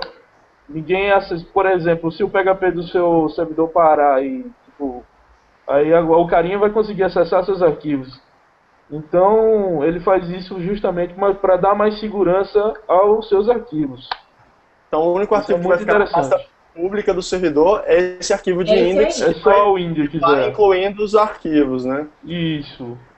Que ele usa então, com a estrutura do Twig, né? Do Twig, Mas aí, no caso, nesse exemplo aí, ele ainda não está com o Twig, certo? Com o Twig, é só o básico mesmo. Então, é só esse index. Aí ele vai rodar aqui o servidor, ele está rodando até inclusive o servidor PHP 5.4 aí, né? do 5.4, exato. E não é nem o Apache nem nada. Então vamos aí ver. Ele já usa até traits lá pra frente, né? Usa. Então, aí a primeira rodada, né, no caso aí, por que aconteceu isso? Porque a gente não definiu ainda as rotas, então não tem uma rota definida para o barra. Certo? Então, é isso que ele vai colocar aqui. Primeiramente, ele colocou o debug. A gente vai definir esse debug para true aqui. Então, ele vai mostrar os erros, as exceções e tal. Aí vai mostrar um erro bem direitinho para a gente na tela. Que é aqui. Esse aqui, o erro do debug, é esse aqui. O que aconteceu? Ele não achou uma rota definida para o barra. E aí, ele vai falar sobre as rotas. Certo? Interessante isso aí é o quê? Essa opção de debug... Quando a gente está em ambiente de desenvolvimento, é interessante que ela esteja habilitada para a gente poder ter direito, saber o que aconteceu, o que não aconteceu, né, para ter mais informações sobre o erro. Mas que quando estiver em produção, a gente sempre tem que trabalhar com esse debug desativado, né? Com certeza. Também é uma questão de segurança. Quanto menos informações um possível atacante puder saber sobre você, melhor, né? Você vai ver tela branca. Lembre-se, não se esqueça de tirar o debug depois, quando for colocar em produção. Então, vamos lá para as rotas, né? E aqui ele fez a definição da rota, né? Usando aquela função, aquela closure, né? Será? Enfim. Só sei que ele definiu o barra. É dessa forma que ele define a rota aí, né? Que é a rota para o barra. Então, ele... Quando vier um request para o barra, request via get, né, que é importante também salientar isso, ele vai executar essa função aqui.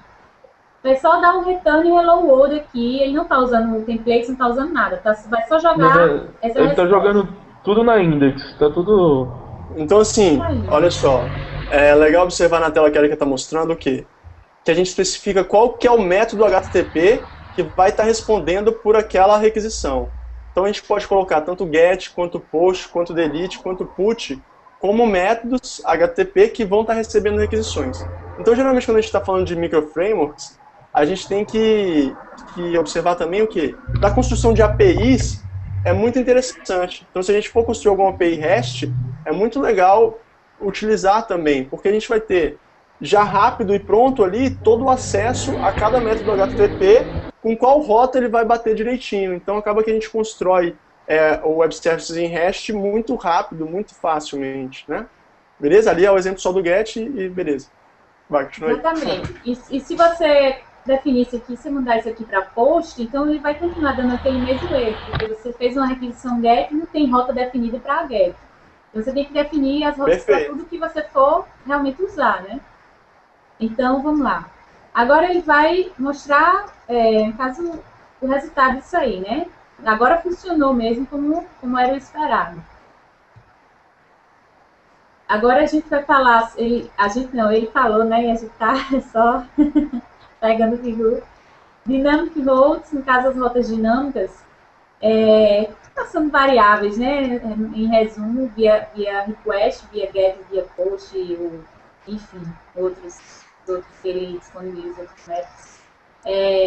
No caso aqui, vocês estão vendo como é feita a definição através de regex, né? Não sei, regex, dá para fazer mais, explorar mais isso aqui com regex, né, Abdala?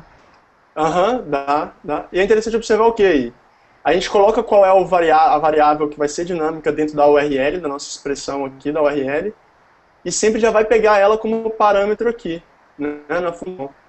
Né? Então, olha lá, name é o nome que você deu para o seu atributo dinâmico, você vai ter um parâmetro passado para essa function, né?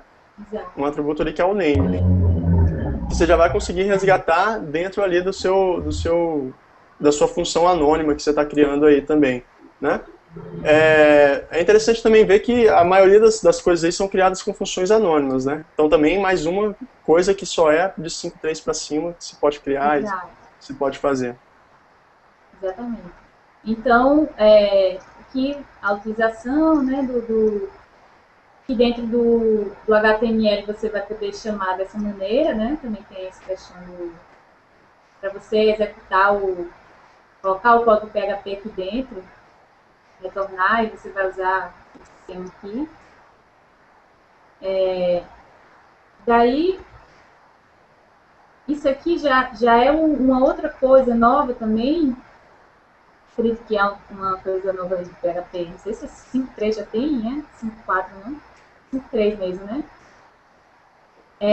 Com relação a isso aqui, ele vai passando um valor default, um valor padrão para esse name aqui. Isso não fica se ninguém definir. Porque se você deixar assim essa definição aqui de valor default, se você chamar só um get barra, ele vai dar erro também.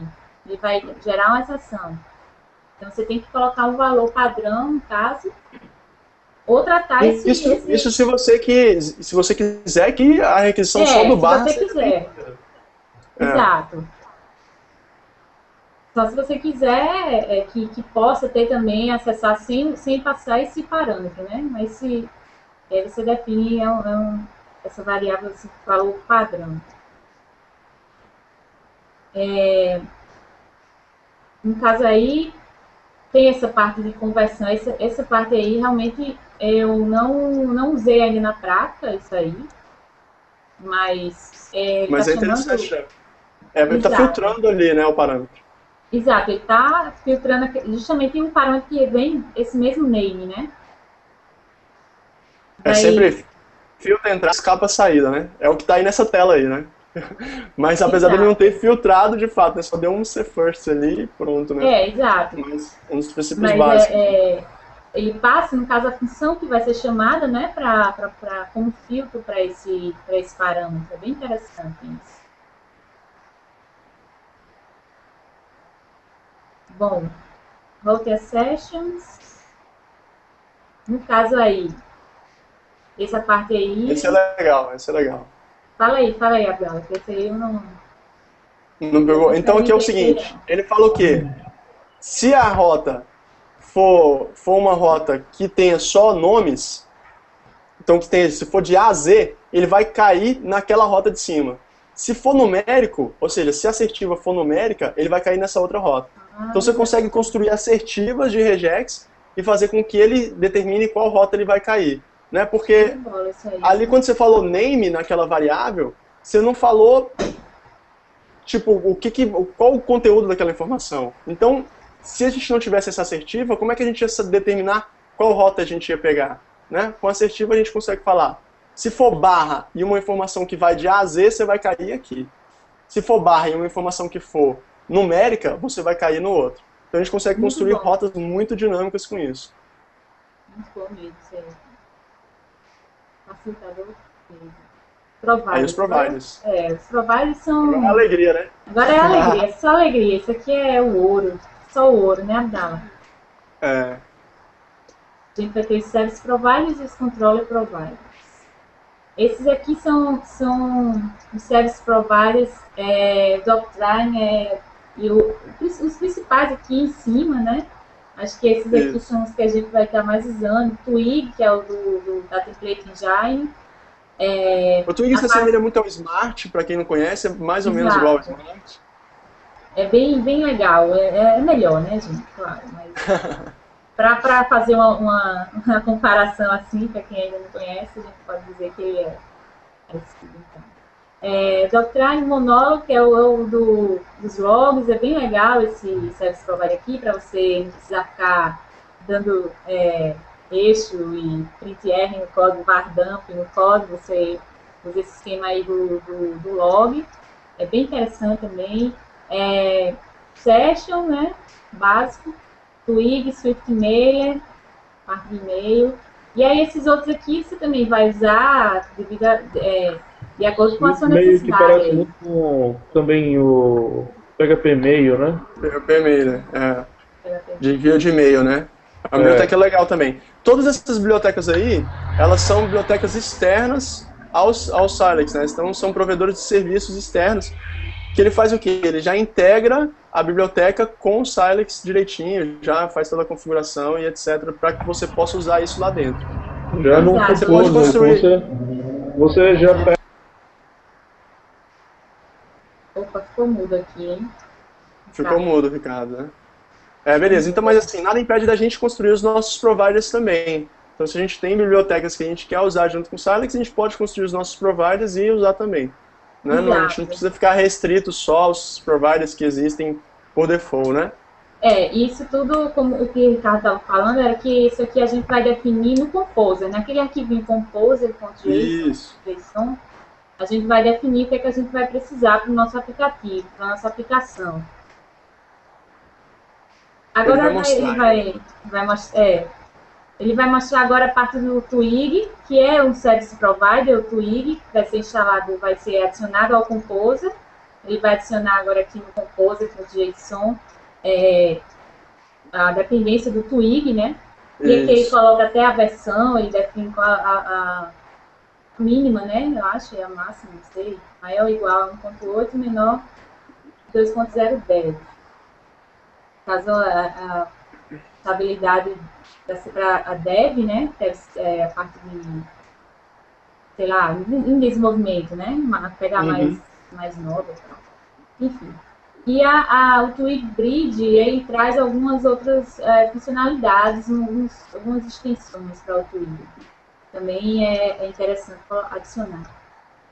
Agora a gente vai trabalhar com o Twig. No caso, para fazer isso, ele vai registrar, ele está registrando aqui o Service Provider do Twig, aquela mesma index que a gente estava vendo antes de dar o run, né, de rodar a aplicação e tal, ele vai ter que registrar e definir as configurações do Twig. Ele aí colocou bem básico, só o caminho para os templates. Mas ele pode ter outras opções, certo? Então, vou adiantar um pouquinho aqui, né? E aqui é o HTML do Twig básico, que a chamada, como vocês podem ver aqui, como se assemelha ao Smart, quem conhece o Smart, ao Django também, a parte de templates do Python. Muda um pouquinho, né? De cifrão, ou chaves, não tem cifrão e tal. Agora aqui ele... O que ele adicionou aqui? Assim. Já fez a chamada do Twig aí agora, né? O render. Do Twig, já fez o render aqui do template e aqui ele passa no caso, o parâmetro. Esse aqui é o parâmetro que ele vai passar, né? Chamando o template lá, index Twig, né? Isso. Exato, que é essa aqui, ele está chamando essa variável name e ele está aqui passando, quando você passa um outro parâmetro aqui, um array, com os dados que você vai passar para o template, né? Ó, é interessante ver, observar que ele está fazendo tudo na index, só que não é obrigado você fazer tudo na index, você tem que separar tudinho, toda a estrutura dele, entendeu? Se você quiser fazer algo bem simples mesmo, né? Se for bem sei simples lá, mesmo, aí em caso não é tem, interessante separar tudo assim, não. se você já começa a trabalhar com template, já tem a necessidade de organizar melhor o código, porque já ter mais views. Né? Já sabe que começou a crescer um pouquinho, Exato. né? Se for só sem template, sem nada, só sei lá, um web service, né? Uma coisa aí não tem como, dá pra fazer assim. Exatamente, muito bem colocado. E aqui são os traits, ele vai começar a falar sobre os traits. Fala aí, Abdala, você que tá então beleza, olha só, o que o trait faz? Os traits, para quem ainda não conhece, é uma funcionalidade nova que veio no 5.4, PHP 5.4, que você pode adicionar métodos, vou falar no popular, é tipo uma herança múltipla, tá? Você vai adicionando métodos e funcionalidades para a classe. Então aqui no caso, volta aí, Érica, um slide. Para onde? Volta mais um. Aí, nesse slide aí. Vamos ver a chamada, como é que ele fez quando ele só registrou o Service Provider. Ele falou app twig render. Tá vendo aí? App twig render, como ele renderizou. Então, o objeto do twig está dentro de uma variável aqui, né? Está dentro de um índice do array app aqui, né? Como se fosse um objeto aqui, chamando o método do twig. Volta lá para o traits. Quando a gente usou o traits, vai lá, Érica, lá para o traits. Beleza. Quando a gente usou o traits, o render já é um método do próprio app. Tá vendo aí a diferença? Na linha 17. Então, o traits faz isso. Ele vai pegar um método e vai adicionar esse método à classe dinamicamente. Então você pode construir métodos que têm as suas responsabilidades. Um dos melhores usos de traits que eu já vi foi o uso do Silex, que é exatamente isso. Você vai adicionando os traits dos seus service providers e consegue ter dentro do seu app todos os métodos ali necessários para você já utilizar, né?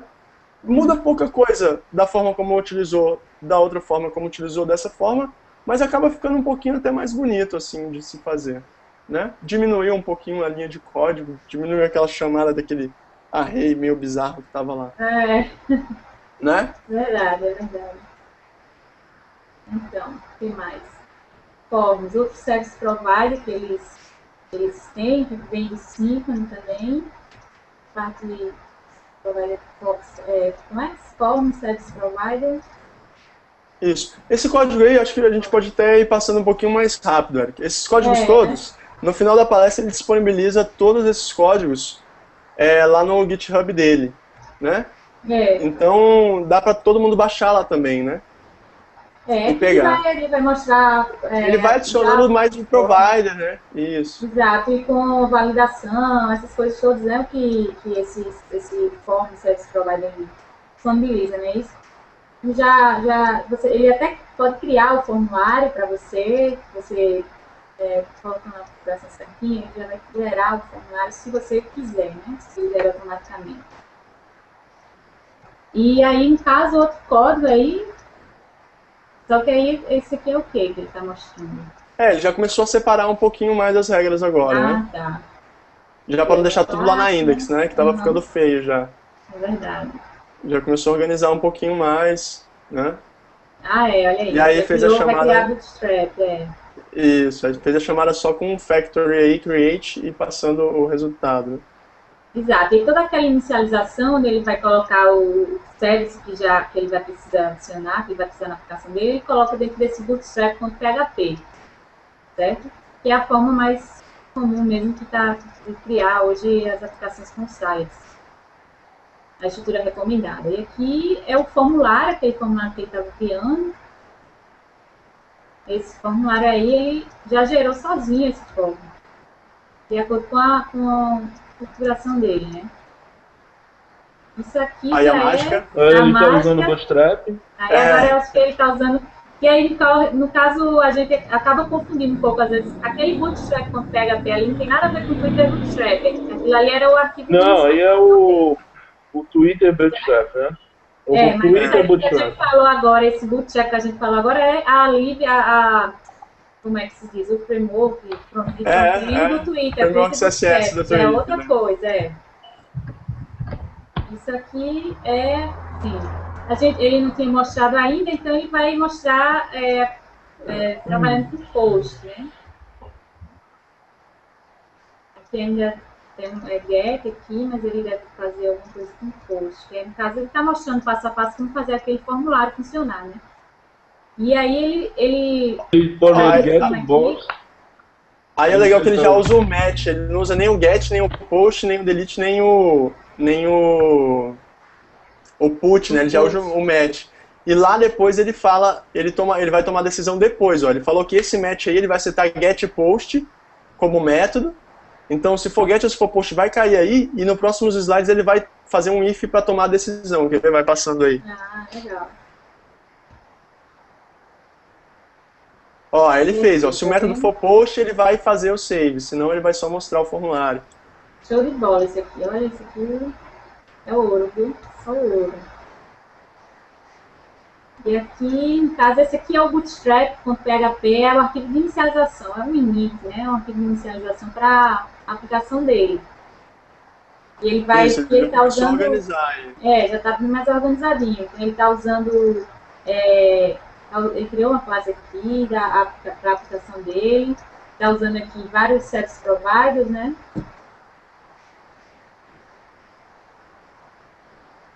Aqui eles chamam, né? Bootstrap, a gente já tinha visto. Vamos agilizar um pouquinho, que já quase na hora do almoço, né, gente? Bora. Vamos lá. O que mais que tem aqui? E aqui é o Twitter Bootstrap, né? Que é o template do Twitter, um template normal. E aqui ele está chamando o CSS da Bootstrap, da Twitter Bootstrap, né? E fazendo aquela coisa de forma aqui, etc. E olha aqui como está bonitinho. FTP Cache. Bom, deixa eu ver aqui. Faltam ainda mais ou menos 10 slides. Vou passar mais rápido aqui, porque a gente já passou um pouco. Beleza, aí ele está incluindo só o template dinamicamente pela aquela tag que consegue fazer o cache do template no servidor HTTP. Isso. Legal. Tipo Vanish, esses servidores assim de cache mesmo. Pronto. Beleza, aí é o link aqui do GitHub do cara, onde tem toda essa aplicação que ele construiu, que é um guestbook, né? Só vai salvando ali, listando. E aí quem quiser acessar, né? Fica à vontade. O link do slide eu já passei, então dá só para clicar. Aí algumas referências no finalzinho. E é isso aí, estudar, ver qual que é melhor que se aplica. Eu queria colocar muito o seguinte, da minha experiência que eu tenho é o quê? Quando a gente está trabalhando sozinho, ou em projetos que são muito rápidos, o que são projetos rápidos? São projetos que têm data de começo e data de fim. Ele vai acabar, ele não vai ter uma continuidade. Então, por exemplo, é um projeto de uma promoção. A gente está trabalhando com publicidade, é um projeto de uma promoção. Aquele sistema em si, ele não vai ter uma continuidade. Então, usar uma microframework é muito produtivo e muito legal. Quando que eu não acho que é interessante usar uma microframework? Quando a gente estiver falando de um produto. Então a gente está falando de um produto, e esse produto ele vai ser mantido durante muito tempo, e vai ter uma equipe que é responsável por ele, várias pessoas vão trabalhar, e isso vai ser necessário uma manutenção maior, uma estrutura maior. Então se a gente estiver falando de uma framework maior, a gente consegue ter uma padronização e aproveitar muito melhor os componentes do que a gente está falando. Então assim, eu acho que existem esses cenários, e cada cenário cabe a gente avaliar corretamente para tomar a decisão de qual a ferramenta que a gente vai utilizar. Eu acho que existem ferramentas que são específicas para aquela necessidade que a gente tem. A gente tem que avaliar elas e tomar a decisão correta. Beleza? Beleza. Érica, Ricardo? Tudo certo. Legal? E aí? Pessoal, Então é isso, né? É isso, né? eu acho que é isso aí. Eu queria agradecer a todo mundo que assistiu a gente. Quem não assistiu vai poder ver. Né? Valeu a experiência, eu achei que foi legal, foi produtivo. Tirando as marteladas e os barulhos As naves de voadoras, né? aeronave, as naves voadoras, né? Padrão, isso acontece mesmo. Mas eu achei a experiência bem produtiva, eu adorei a palestra da Érica. O debate foi bem legal também. E acho que com o tempo a gente pode somar mais pessoas, mais coisas debatendo. Eu acredito que quem está vendo pode sugerir também mais coisas que a gente está falando. E é isso aí. Obrigado. É isso Valeu. aí. Valeu, gente. Muito obrigada aí a participação de todos, a presença aí de vocês. E a gente vai compartilhar os links e conteúdo que foi colocado aqui, código, tudo vai ser compartilhado. Então, vocês fiquem ligados lá na fanpage do PHPTV, no grupo, no Facebook, que vocês vão poder pegar todo esse material. E ficar por dentro também quando tiver um novo hangout, um novo evento para sugerir também assuntos e tal, como a Abdala já falou. Muito obrigada aí a todos e é isso, né? Até a próxima.